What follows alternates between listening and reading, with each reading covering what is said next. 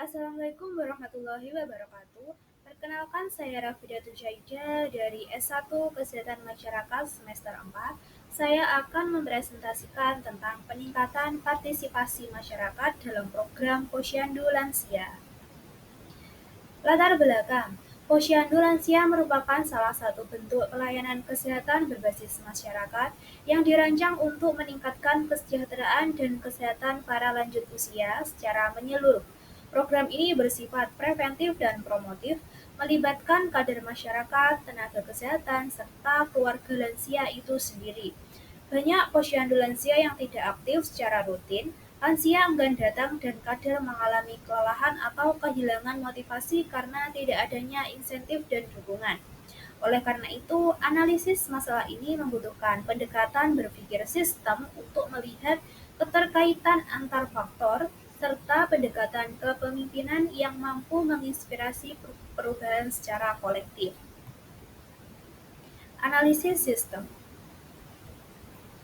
Yang pertama, pemetaan pemangku kepentingan.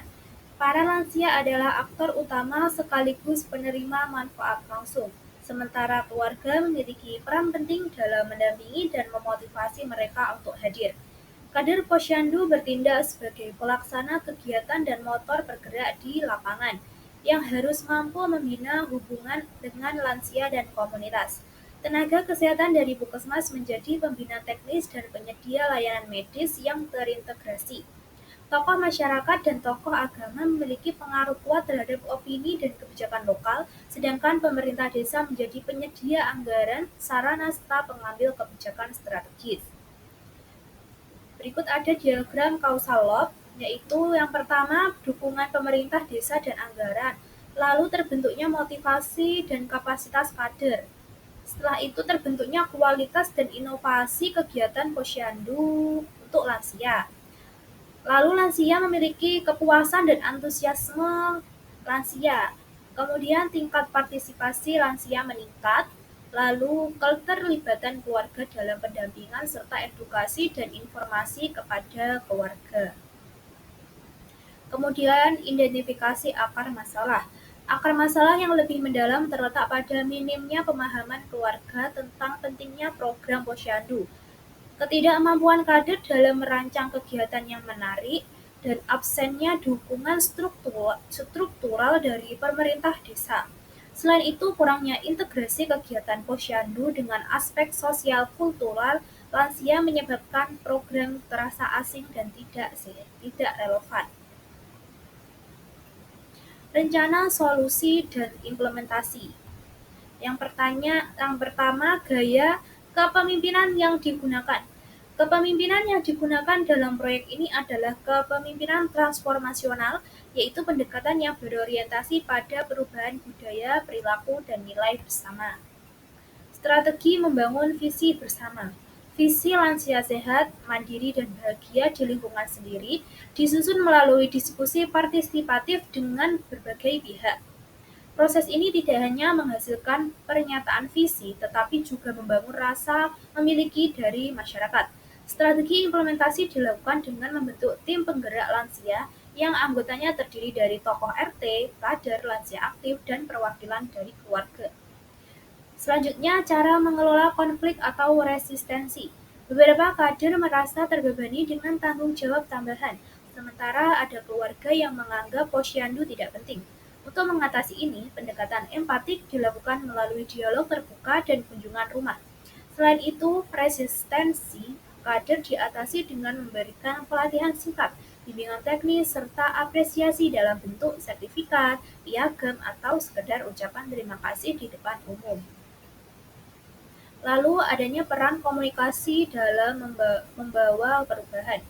Komunikasi dilakukan secara dua arah, baik melalui pertemuan tatap muka, media sosial atau grup WhatsApp, maupun melalui media cetak lokal seperti buletin RT. Narasi yang digunakan tidak bersifat instruktif, melainkan inspiratif dan persuasif. Cerita-cerita sukses lansia sehat yang dan aktif dibagikan menjadi sebagai inspirasi bagi para lansia yang tidak datang di posyandu. Refleksi peran kepemimpinan pribadi. Dalam proses ini, saya merefleksikan peran saya sebagai pemimpin perubahan bukan hanya sebagai pengambil keputusan, melainkan sebagai fasilitator dan motivator. Saya belajar bahwa mendengar adalah bagian penting dari kepemimpinan. Melalui dialog yang terbuka, saya bisa memahami ketakutan, harapan, dan potensi yang ada dalam masyarakat. Saya juga belajar untuk bersabar karena perubahan sosial tidak bisa dipaksakan dalam waktu singkat.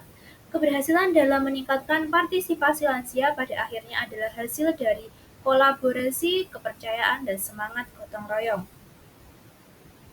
Kesimpulan dari pemaparan materi saya yaitu program Posyandu Lansia memiliki potensi besar dalam meningkatkan kualitas hidup para lanjut usia.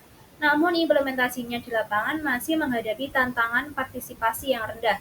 Melalui pendekatan berpikir sistem, permasalahan ini dapat dipahami secara lebih menyeluruh dengan melihat hubungan antar aktor, dinamika sosial, serta hambatan struktural yang saling mempengaruhi.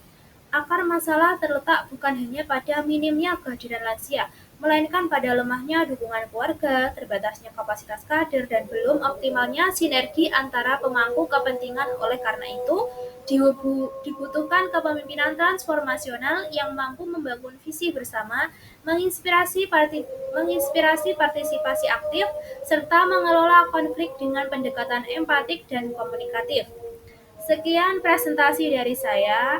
Apabila ada salah kata, mohon maaf sebesar-besarnya. Wabillahi taufik wal hidayah. Wassalamualaikum warahmatullahi wabarakatuh.